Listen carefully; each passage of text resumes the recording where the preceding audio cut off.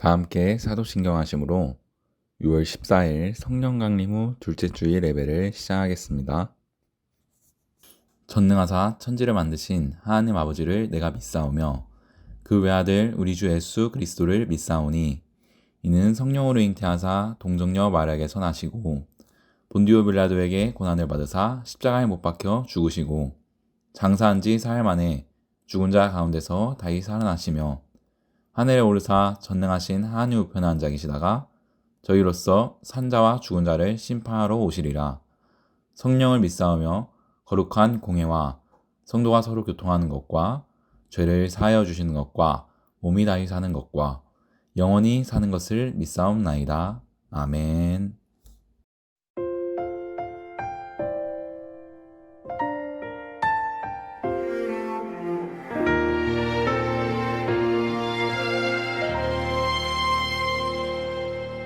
나는 하나님을 예배하는 예배자입니다.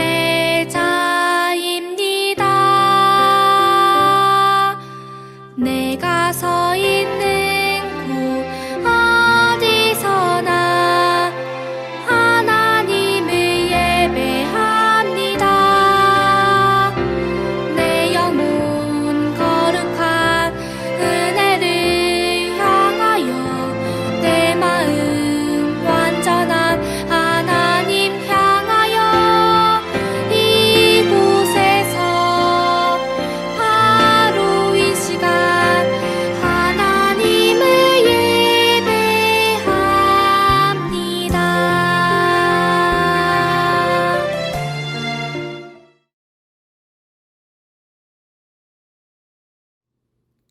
예수님은 우리를 새롭게 하십니다.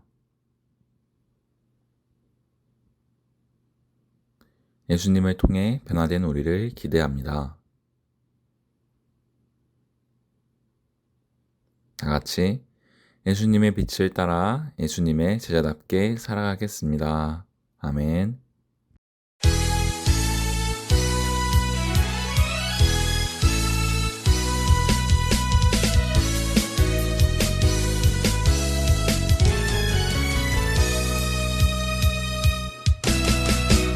우리 함께 기뻐해 주께 영광 돌리세 어린 양의 혼인 잔치와 신부가 준비되었네. 우리 함께 기뻐해 주께 영광 돌리세 어린 양의 혼인 잔치와 신부가 준비되었네. 할렐루야 전능하신 주가 다스리네. 할렐루야 전능하신 주가 다스리네.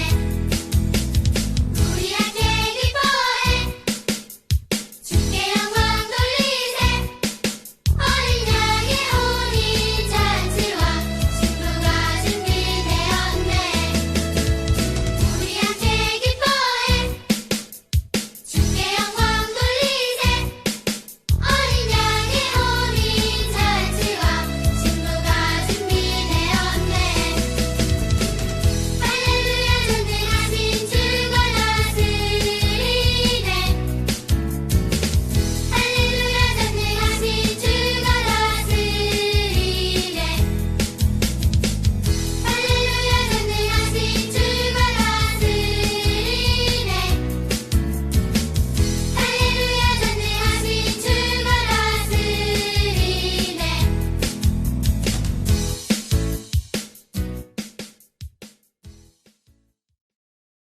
사랑의 하나님 아버지, 이번 한 주도 주님의 품 안에서 보호받아 지내게 해주심을 감사드립니다.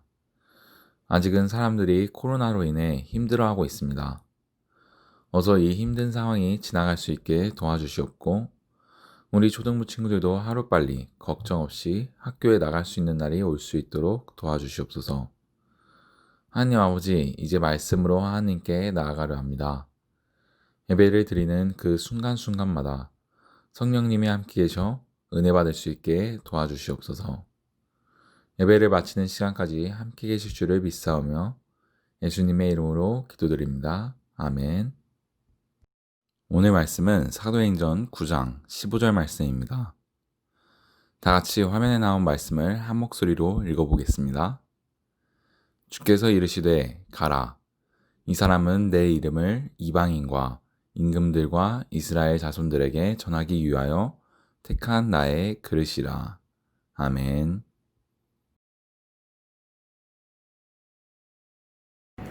안녕하세요, 예담 초등부 친구들. 벌써 이렇게 영상 예배를 드린 지가 4달이 지났습니다. 이 말인즉슨 우리가 코로나 때문에 못 만난 지가 벌써 4달이 됐다는 거예요. 전도사님은 얼른 여러분들이 보고 싶습니다. 교회에서 같이 재밌는 이야기도 하고 재밌는 놀이도 하면서 지내고 싶은데 지금 코로나 때문에 그러지 못한다는 점이 너무 슬픕니다. 얼른 여러분들도 코로나가 이 세상에서 떠나갈 수 있게 매일매일 하나님께 기도를 드려주세요. 하나님께서 여러분들의 기도를 들으시고 코로나를 얼른 없애주실 거예요. 자, 말씀을 시작해볼까요? 오늘은 성령 강림 후 둘째 주일이에요. 제자들이 성령을 받고 하나님의 말씀을 전하고 다닌다고 설교를 한 지 벌써 2주가 지났습니다. 마찬가지로 예루살렘에 있던 제자들도 하나님의 말씀을 전하고 다닌 지 어느 정도 시간이 흐를 때의 이야기를 이제 들려줄게요. 제자들이 열심히 하나님을 전하고 다니는 동안 반대편에선 예수님을 따르던 사람들을 못살게 굴고 괴롭혔던 사람이 있었어요.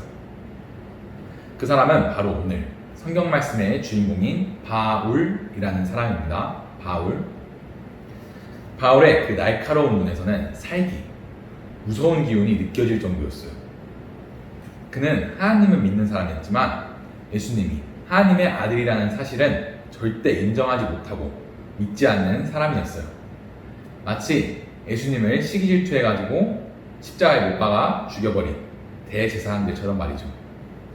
그는 언제나 그렇듯이 예수님 믿는 사람들을 잡으러 다녔어요. 예수님 믿는 사람들은 그런 바울이 정말 무서웠어요.